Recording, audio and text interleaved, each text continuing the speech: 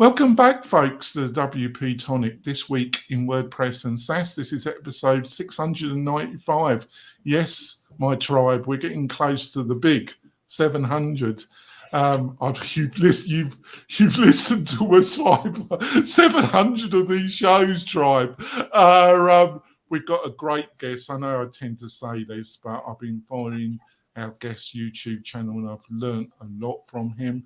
We've got Ryan Stewart, the founder of WordPress. And Ryan, would you like to give us a quick introduction to the tribe? Yeah, absolutely. So I like to call myself a marketing entrepreneur. What that means is my background and core competency is marketing, but started 7 or so businesses over the last decade. Currently, as you said, managing partner at WordPress agency. We specialize in search engine optimization. We have a very specific way of doing that too. It's a productized service. We operate on what are called sprints. Happy to unpack that a little bit more.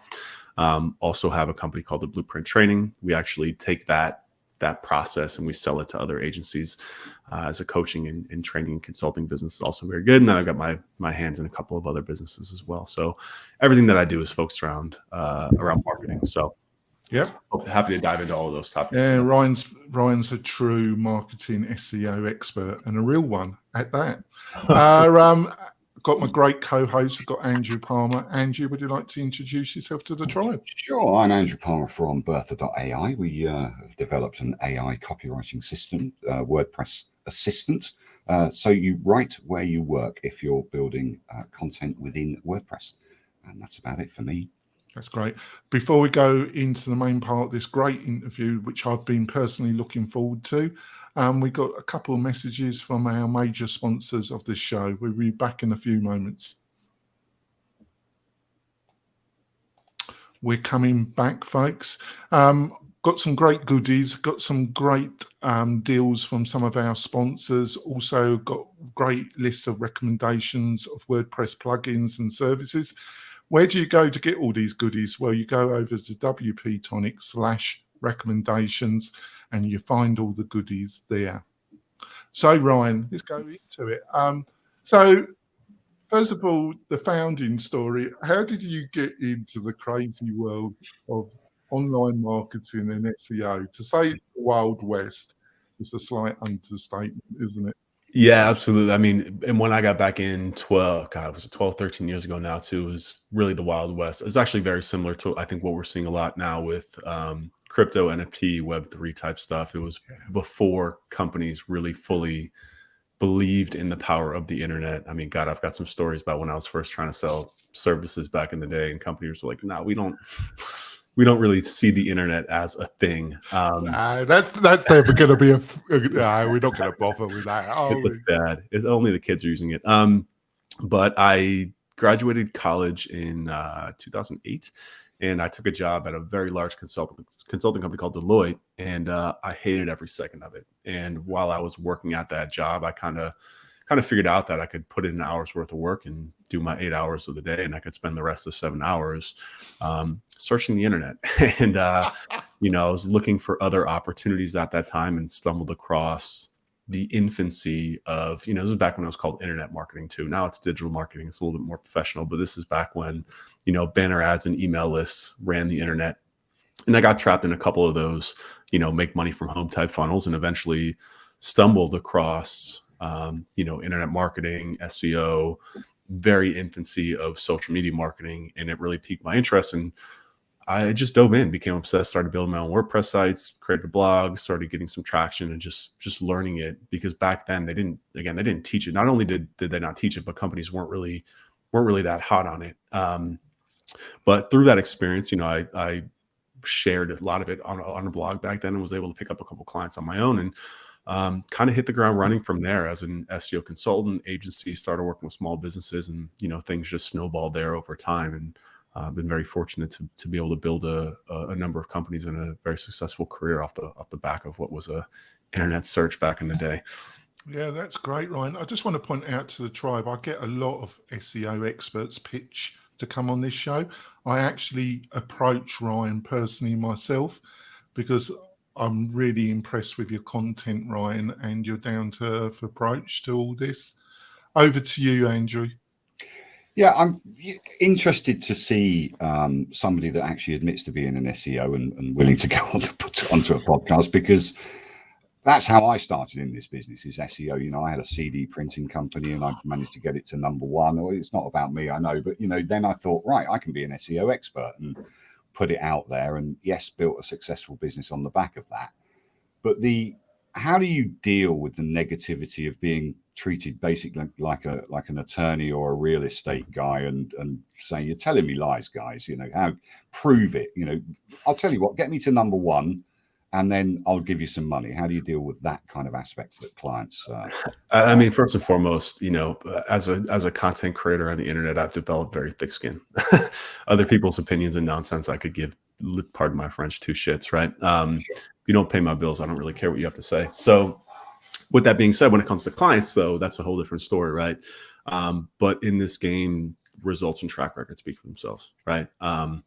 And I also think the approach that we take, which is we've kind of redeveloped our offer over the last 2 years to get away from basically everything that you just said, Andrew, right? Which is kind of like the snake oil salesman, the self-proclaimed expert, right?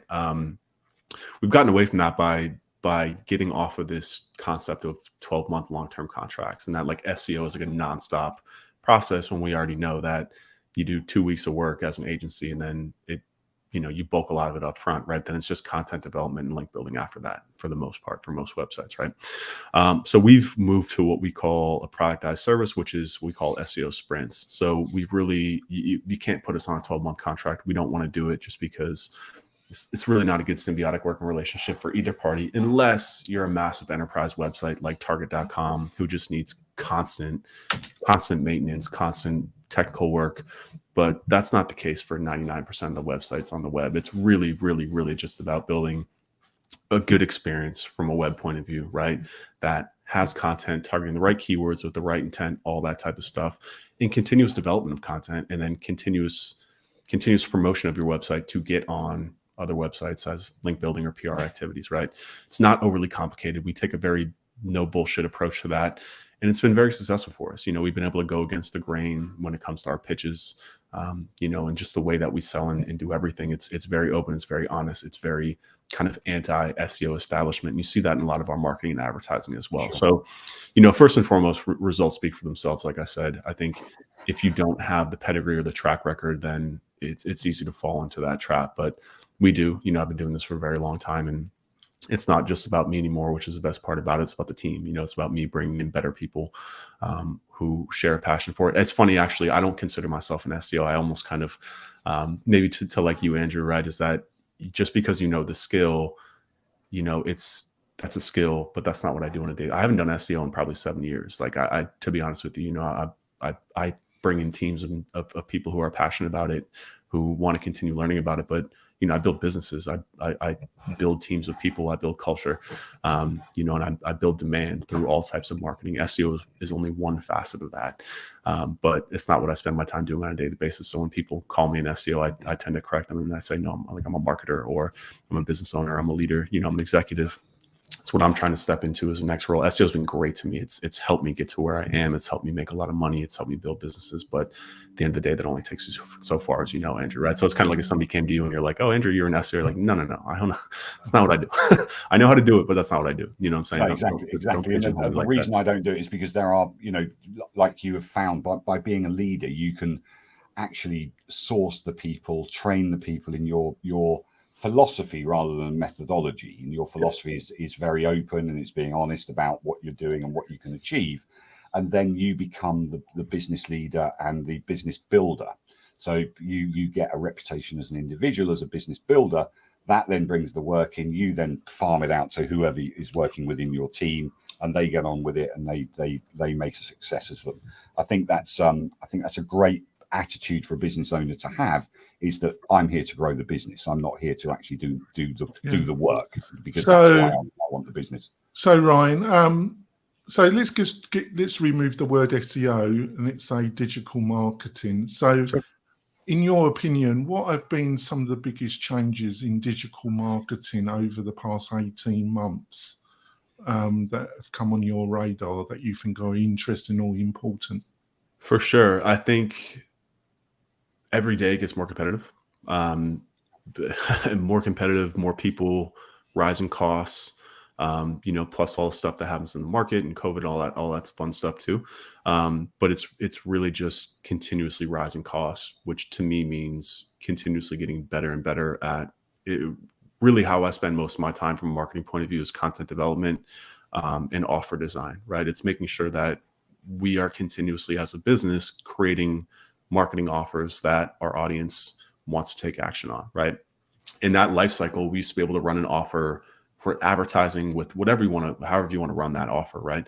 We used to be able to run it for 6 to 12 months at a time. Now it's down to 4 to 8 weeks at a time, right? So continuously refreshing offers, testing that offer, validating that offer, running that offer, and then already planning for the next one, right? That's kind of, in that, again, that's due to more competition. That's due to rising costs to advertise. That's due to rising costs of staff and employees. I mean, we've seen 25% increase in salary requests over the last 18 months alone from our folks. It's a very, very real thing. And what that means to the business is I'm not going to fight that. I got to pay my people what they want because life is expensive, especially out here in the US. It's expensive as hell. But that means to me as an operator, as a marketer, that we have to get continuously better at increasing the interest from the audience out there to lower our cost of acquisition continuously. So to me, that's been the biggest thing. I mean, of course, like the development of TikTok, all those types of things, those are always going to happen. But to me, it's much more on the micro level of really keeping offers fresh, and that's really where the costs are, the focal point of how we reduce our costs and continuously bring in customers at a profitable rate. Yeah. Raise our prices like crazy, but I just want to put this to you and see if you think I'm on the right track or I'm deluding myself. One thing I've seen is that the concept of utilizing training and education as a marketing hook. I think in most organizations, training or producing training content was seen as the last thing you did, and you gave it to the most junior person in the organization to write online help sections, copy, training materials, a course, and all that type of stuff. But I think people are realizing that it can be a really strong differential from your competition, that you provide a lot of training content on your websites. What do you think about that? I think that ties into the offer stuff, right? I think that obviously from a B2B space, absolutely, right? If you're an e-commerce, product type company, it's probably not going to be the same thing. Like we work with a lot of SaaS companies. It's actually kind of our specialty at our agency, right? And what we see a lot of is a overestimation of what the brand thinks people care about because they're so close to the brand, right? They look at content as here's how to use our content, when that's all the way at the bottom of the funnel. That's for your customers. That's for retention, right? People are only interested in your product when they're all the way down the buying cycle looking at the product. So when it comes to training content, it's a very loose term, right? Assuming that you mean it maybe as like a webinar or like a value-adding video, stuff like that. I mean, stuff that I'm constantly creating. But again, that ties into the offer. And I think where most companies go wrong is they don't really know how to flush out offers properly because I don't want to, I just want to clarify what I meant. Sure. I think most people, it's either aspirin or vitamin. They've got a pain or they've got aspiration. So, and if it's mostly the strongest one is you're offering something that can solve a pain for them. So what I meant by education, how you can show them how your part of what you're showing them is how your product and service can solve their pain, but also give them information about the other factors. That is educational. Is that, am I waffling, or is that helpful? No, at all. Look, I think the most humans are motivated by a number of things, but one of the most things that motivates humans, especially from a buying point of view, is pain, right? People, and pain doesn't necessarily mean physical pain, like I'm bleeding, but hey, I'm spending way too much time doing X, therefore I need Y to help me out, right? That's pain-based marketing. Ties into offers as well. The way that we teach offers is all about fleshing out pain points of your prospects. It's not about, I say this all the time, right? There's there's levels in terms of a funnel, in terms of marketing, content development, training content, right? Those levels are understanding where that, basically the levels of pain and where that prospect is in the buying cycle, right? So that most of the content that we focus on developing, especially for clients from a marketing point of view, is not product-based pain, meaning, hey, I have this pain, so therefore my product solves why, because as a brand, you should have that developed. It's much more of an interest, top funnel pain point, bringing in audiences that are not at that level. An example of this, right, would be like if you have a CRM, right? There's some really good new CRMs out there, but trying to compete from a search or content point of view against HubSpot, it's futile. Like, you're not going to win. HubSpot dominates. If you search for some terms, they literally own like the first 6 spots, and that's because they've been doing content development. They're so authoritative, but that's much more on like the product level pain point, right? I need a product to solve XY pain point. But if you can tap into what they're searching for ahead of that, or again, kind of dialing into much more, an example of this is at our training company, right? The Blueprint training, all of our marketing, all of our offers are based on pain, right? Meaning, as an agency owner, right, I know that your pain points, because I run it every day, are things around, staffing, management, retention, finding the right people, right? That's one pain point that you can explore with content, right? Another one being stuck working in the business. I tell this people all the time, you do not have a business if you're still doing the work. If you're an agency owner and you're still doing client work, you don't have an agency, you don't have a business, you have a job. It's just what it is, So these are the types of pain points that, yes, our product and offer solves these, but like, that's only if we were to just start by saying like agency training or agency management, whatever, that's much more at the product level, but we go ahead of that, right?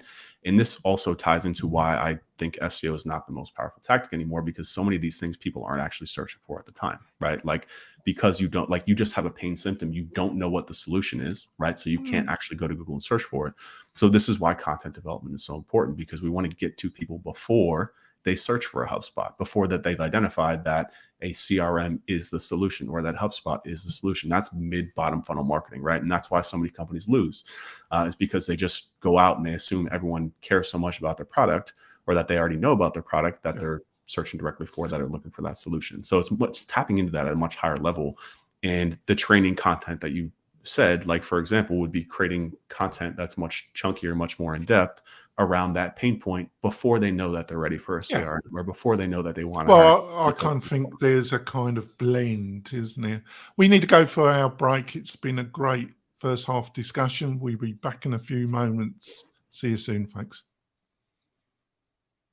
We're coming back. We've had a bit of a dive in SEO, digital marketing with a real expert, a real hardcore expert, Ryan. Before we go into the second half of the show, I just want to tell you about the WP-Tonic newsletter. I write the editorial myself. I have around my wall, I have a lot of cease and assist letters about my newsletter. I just use it as a way to spur me to write even more corrosive editorials. To get this lovely document, all you have to do is go to WPTonic/newsletter, sign up for the newsletter, and you'll get it in your inbox every Monday about WordPress, SaaS, and what's going on in general. So over to you, Andrew. Well, I'm loving the way that you're saying, work on the business rather than in the business. But part of, I'd be interested to know the real money earner for you. Is it WordPress, or is it your training, or are they kind of together? Because training, like you say, pain points. Jonathan builds training websites. I build training websites and stuff like that. And health and safety is one of the highest sellers. It's incredible how people are searching under that. So I've had a look at your training websites and your courses. Which is the most profitable and or the most enjoyable for you out of those two businesses? They're both highly profitable. In also, for context too, WordPress is pain point based marketing too. The pain point is just, I need more leads, right? That's just the pain, right? My sales team doesn't have enough leads to call, so that's a pain point we tap into there, right? They're both profitable. They're both great businesses. I would say I tend to skew a little bit more towards Blueprint, because I prefer I'd rather work with an agency who's somebody that we're on the same page, as opposed to working with a client, even though I don't per se, because the agency relationship with clients, as we all know, can be a mixed bag, and depending on a number of factors, right? So they're both very profitable. They both make me quite a bit of money. So I love them both equally. And the best part about it is that they're more or less vertically integrated, meaning we're selling essentially the same product, right? It's WordPress is, if you want us to run, we've got this really good process to do SEO. It's foolproof. We've been running it for 10 years. It's been optimized over time. It's really good. You can hire us to do it for you at WordPress, or we can teach you how to do it at Blueprint, right? So that process, our product is something that we're continuously, and that's one of the reasons why we've had so much success, because we're now basically being funded from two swords to continuously improve that over time. I love them both. They symbiotic. They go hand in hand. But I had to choose one out Blueprint just because it just comes much more naturally to talk, to talk about agency stuff as opposed to the SEO stuff. Doesn't really interest me anymore, to be honest with you. It's also nice to train people. So I missed, that was my own question, but basically, a question that we've obviously want to answer is, when a design or dev agency is looking for an SEO agency to work with in connection to a client's needs, what are some of the major things an agency needs to understand if the business relationship is going to be a successful one? What do they need to understand? Well, how do they, you seem to have all the answers to the questions, the difficult questions that people ask them. So if you can kind of put into 30 seconds to a minute of how have you become so successful in this very difficult area, very competitive area? In terms of how do we get clients, like staying on top of the clients, and how do you answer that? How do you answer their objections? Because there are always objections from clients. It doesn't matter whether they've been positively referred, they still say, yeah, but so how do you turn that around? Because that's what agencies suffer from daily. Yeah, no, 100%. And we still suffer from it too, because in all fairness, I don't take sales calls, right? So I have to work through other people to do it too, because the business can't grow if I'm doing everything, right? So it's a challenge that I work with my sales team on our twice per week sales call, right? It's just, what objections have you gotten this week? And some of that ties into the product development side of things, right? Like, for example, we don't write content for clients. It's just the type of clients we want to work with should have a writer on staff, or, know how to use AI technology, right? We tend to focus on content briefs. It'd be just because there's so much ambiguity and opinion when it comes to content. We tend to just be like, look, we start companies, we've got a writer, we're going to handle everything else. But that's one of these we get a lot, right? So it ties into, we're now working on an offer that will allow for full content writing. So that's one of them, product development, right? Another one is just experience. Like, I've been doing this for so long and I have so much confidence. And I think, actually part of what I had a coaching call yesterday with some agencies was kind of in the same vein. And I was talking about developing confidence in this area, because a lot of the times it might sound bad, but like, if you're in something, when it comes to SEO, there's usually not a right answer. There's just not.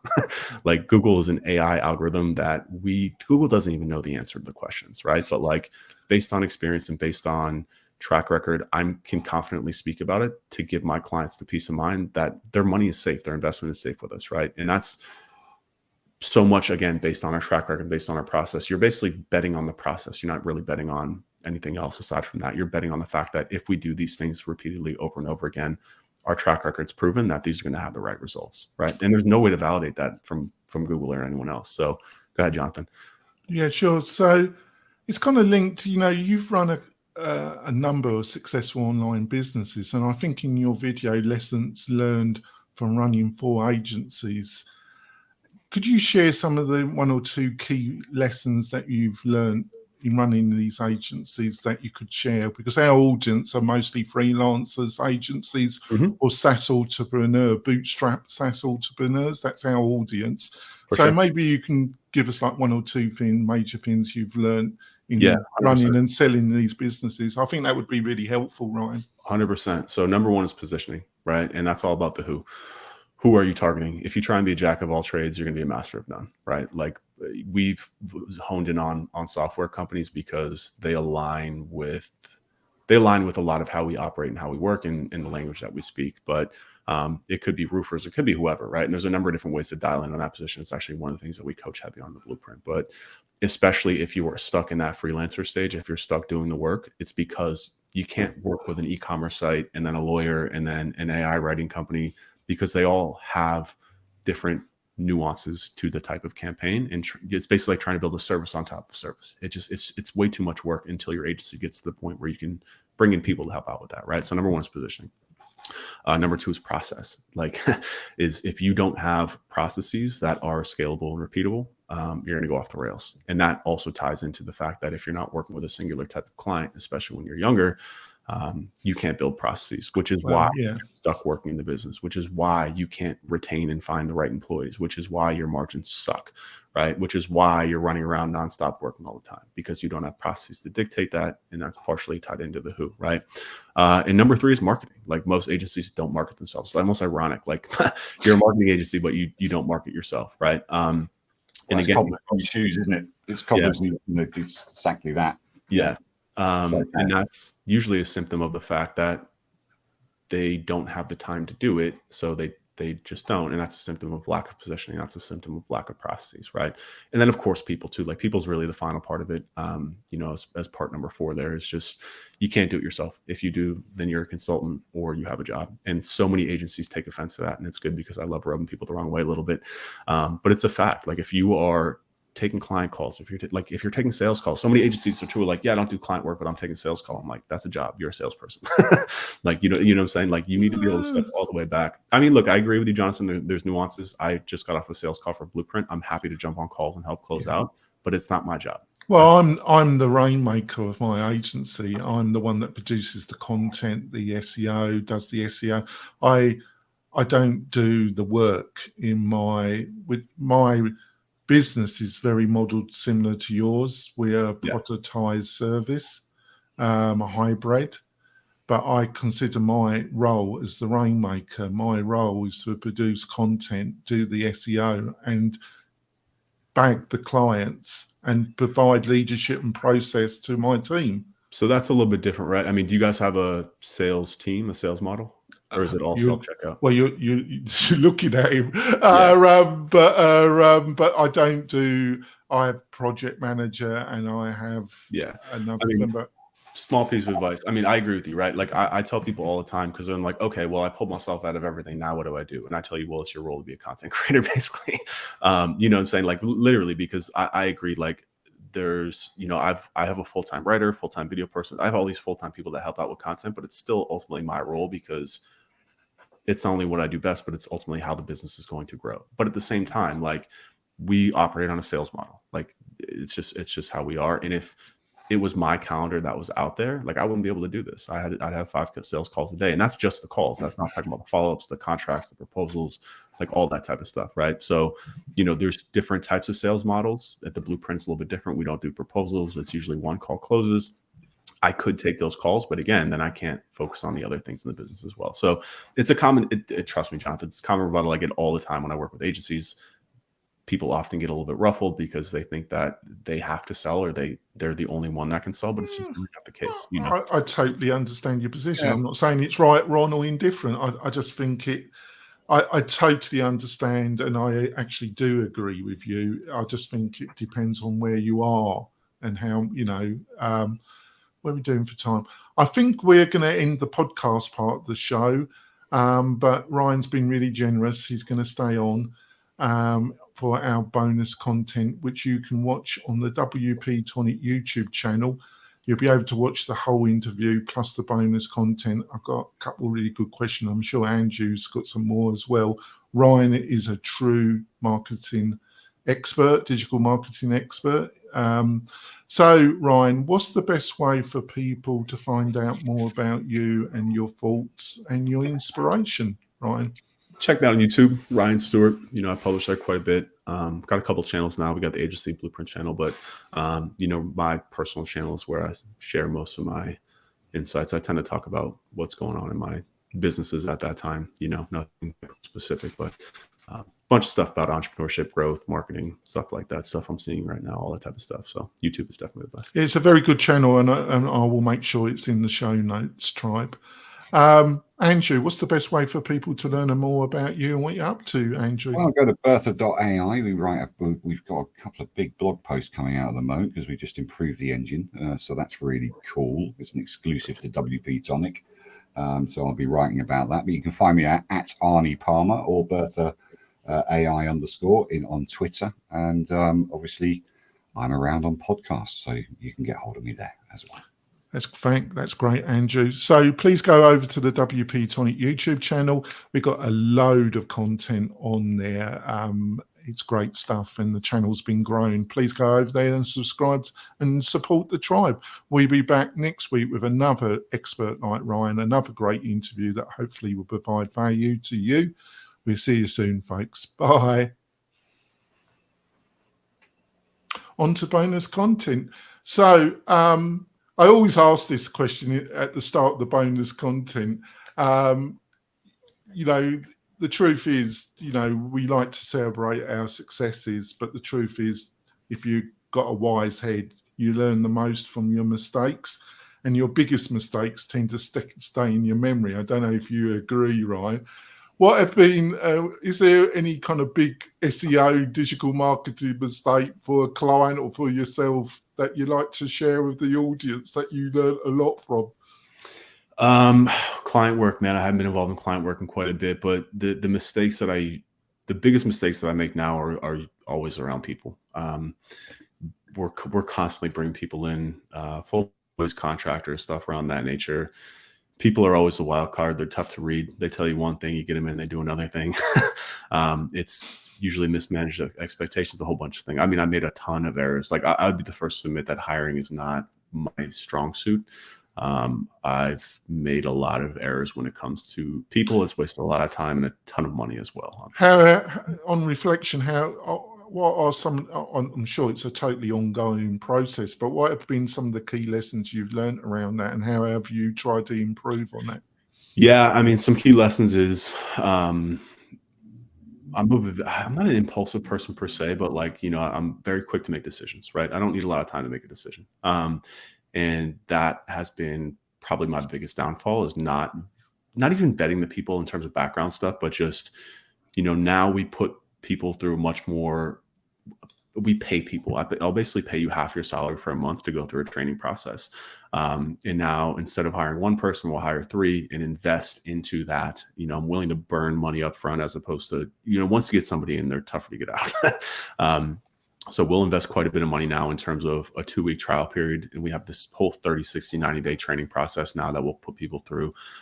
Usually within 2 weeks to 4 weeks, you can kind of tell if that person's right for the position. But it's a big mistake that I've made in the past, you know, like listening to people that I probably shouldn't have been listening to about like personality stuff, this and that, you know, like there's just so many different thoughts around hiring. But again, like people are just, you think an algorithm's hard, like people are even worse, you know. No, it's terrible, isn't it? Yeah, it's terrible, isn't it? I just want to quickly put this before I throw it over to Andrew to see if you agree with this. I've come to the conclusion that it's all in front of you from day one that somebody isn't going to be a good fit. It's all in front of you, but you just don't want to see it. Yeah. And there's convenient reasons why you don't want to see it. And I apply that to personal and business relationships. It's normally all in front of you. It's not hidden. It's just that you don't want to see it. I agree with that statement, and I've employed in excess of 1,000 people in my 30-year career in marketing and print and stuff like that, or been an employer of. I haven't employed every single one of them. And it is about fit, and it's about, you know, all these, I know, Ryan, you alluded to, you know, psychology tests and all these kind of things. You know, to me, they're just rubbish. And I've had to deal with, you know, I had a company that, you know, we had an HR department. One of my nieces is an awesome HR person, you know, being paid 6 figures for doing what she does. And the induction tests and everything that goes with it, from restaurants. You know, I deal with restaurants as part of my niche, and I help the restaurants actually employ the staff as well. I mean, the interview process, that's part of what I enjoy to do. But it's about personalities, it's about ambition, it's about creativity, and you can see it in people's eyes. You know, they either want a career or they want a job. And if they want a job, they're not with me. I don't want to employ people just for a job. I want people to be able to grow. You know, my lead developer now, who's MD of the software company that we use as product makers, he's been with me 7 years. He started off as a junior, and now he's the MD of his company, and he runs all the staff. You know, so it's And that's the way it should be. And it took 5 years for him to do that. So he's been in charge for 2 years and still under my supervision. We still have stand-up meetings every day for 10 minutes or so. But it's about reaching a level of connection with the people that you're interviewing and seeing, literally looking into their soul through their eyes and saying, well, you know, do I want to work with you for the next 30 years? Or do I want to pay your mortgage for the next 30 years? And that's the kind of decision. I just want to quickly quantify my statement to you, Ryan. The only thing I would exclude from that are really, really intelligent psychopaths and sociopaths, because obviously they're well practiced in initially being enormously charming and persuasive. But apart from that, I have come to my conclusion that it was all in front of me. It's just that I just didn't want to see it. It suited me not to see it. Am I talking rubbish, Ryan, or do you? At all. I mean, look, the reason why we're having this conversation is because none of us really know, you know, and again, that's the thing, is that people are a wild card. You can put them through every single test that there is possible, but at the end of the day, sometimes you just don't know, you know. And like there's you know, I have a friend of mine who runs a very, very successful sales development company, and he always says that he has to hire, out of 20 people that he hires, only one is ever going to be, like, his numbers show that one is like that superstar, right? So he's built his whole kind of system around that. It's just hard. And this is why business is hard. It's because you need people to scale. Like, even when you're running an AI company, you know, there's still people that are needed, you know, and they will be for the foreseeable future, you know? So it's the reason why, man, it's so crazy, because in the agency game, especially, like we started off talking about, like SEO experts, right? What I see a lot of when I work with agencies are people who refuse to get out of that mindset and get into a leadership and executive mindset. And they always look and they always throw stones at agencies that are doing way more than them. And they're like, yeah, but that guy doesn't know anything about SEO. And I'm like, he doesn't have to. He knows people. You know, like, you know, like, you sometimes. It's a ridiculous statement.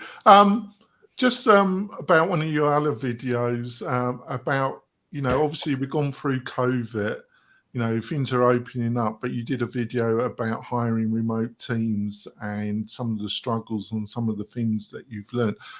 My business, and I think Andrew will have to quantify it, for the past 7 years, my business has been totally remote.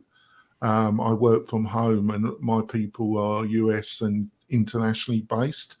But I think there's been some real challenges, and I think you expressed them in that video about, because I think you had your own challenges, or you had your own insights in that video. You would like to share some of the things you've learned from that? From through the COVID process? Well, from remote teams and the management. Oh yeah, I mean, it ties into a lot of stuff that we've discussed already. You know, people in general need structure. They need process. They don't want to show up to a company that's, you know, I think sometimes as entrepreneurs too, we disconnect from the employee mindset, right? Like, we are entrepreneurs and we think one way, but if you're staff and an employee, you don't think that way, and you don't want to be in an ecosystem that's a complete freaking train wreck every day and throwing spaghetti at a wall every day. People want structure. They want process. It's incredibly important, but you know, all those things are 10x when you go remote, because you lose that in-person contact with someone. You lose the ability to jump over their desk and check in with them. So structure is really important. Again, processes are super important, and just even more so, right? Andrew, you kind of alluded to it, right? About people who want a career. A lot of people don't know what that career looks like, right? Especially younger folks. You have to have that plan for people, right? And that's really hard, especially if you're on your first, second, third, fourth hire. But you've got to be thinking about the next step in terms of culture, in terms of future. Like, why would somebody want to work for you for 5, 10 years? You know, it's not just about money. It's a bunch of things that go into that. It's even when you're going remote, because you lose so many of those things that, you know, 10 years ago we would see as a perk, like, you know, company happy hours and free lunches. You don't have that. You know, it's a whole different ball game in terms of keeping people happy and motivated. I don't have to it yet. I mean, I'm very fortunate that, you know, while I've gone through in terms of churn, in terms of removing people from the business, we do have a very good retention rate. You know, at our agency, I've never had somebody quit or leave or go to a competitor. And it's really just comes down to listening to them. You know, like there's a book called The 5 Love Languages. It's really good when it comes to love and romance. But that to me applies to companies as well. And basically the thesis of the book is that everyone has a different way of relating when it comes to love and relationships, right? There's like physical touch, there's gifts, there's words of affirmation. It's the same thing with staff. Like not everyone, like some people want money. Yeah, I was a money person. If you paid me more, then I'd be happy, right? But there's other people that want attention. They want growth. They want to learn. They want to be given opportunities to lead. You have to know what those different kind of love languages are with your staff. And if you do, and you can understand that, then it becomes a lot easier to understand how to keep them there and keep them happy, motivated. But you got to have those conversations. You got to listen. And there's a certain level of intuition too, in terms of reading between the lines with people, in terms of understanding your staff. It's incredibly important. I totally agree. And I mean, one of my main, there's one word I use with my crew is autonomy. I love people making decisions, you know, around an educated decision. So they know what they're doing, you know, with Bertha.ai, for instance, they know, these guys know what we're doing. We've written a few new prompts. They're working perfectly. A couple of the old prompts are failing, but make a decision. Let's make a decision. Let's make this right. You know, product makers are, we're innovative. You know, we have to build products that solve people's problems, right? So if we found that one of our products isn't solving a problem, let's fix it. But make that decision yourself. So have an autonomy or an autonomous mindset of allowing your people to make mistakes with decisions that they make, and not losing your patience too hard, you know, too quickly. And I love my people making their own decisions. It's great. Yeah, I think that's a great point, Andrew. Ryan, I'm just thinking as you were talking, you and Andrew, the other thing, I'm a dyslexic individual, Ryan, and I tend to, I think I'm correct in this, I might be deluding myself, Ryan. I have a tendency to see the bigger picture and see bits that other people don't see. And I used to have this very horrible tendency to expect other people to see what I could see, and then be mind readers, and then be disappointed that they didn't see what I saw. Yeah, I think that's one you got to really learn quite quick. I don't know if you agree, Ryan, is that we have a tendency to expect employees to just know. Yeah, no, 100%, 100%. Yeah, I mean, all the above. People are just, you know, as I've grown in my career too, again, like I think especially in the marketing space, all the marketers out there listening to, we tend to focus so much on the tactics, so much in the tactics. What's coming? What are the updates? You know, what's the new network? This and that. But you get to a certain point where you realize that, yes, those things matter, but it's about imparting those things and bringing the people who are on top of those things. And it's difficult. You know, it literally, people are the name of the game to me, especially in the agency space. Like if you want to get past $1 million in revenue, it's not about you. It's about you being able to work through other people and bring in people who want to serve as clients, who just all the above. And it's incredibly difficult to do. And that's why. Enjoy your work, basically. Yeah, exactly. We've got to have a bit of that fun, haven't you? Well, Ryan, it's been a great discussion. I know you got to go and make your other million. You're a busy man. But I think it's been a great conversation. Yeah, I really enjoyed it. Thank you so much for agreeing to come on the show. It's been a blast. We're going to end it now, Tribe. We'll be back next week with another super discussion. We'll see you soon. Bye. Thanks, Ryan. Brilliant. Thanks, guys. Appreciate it.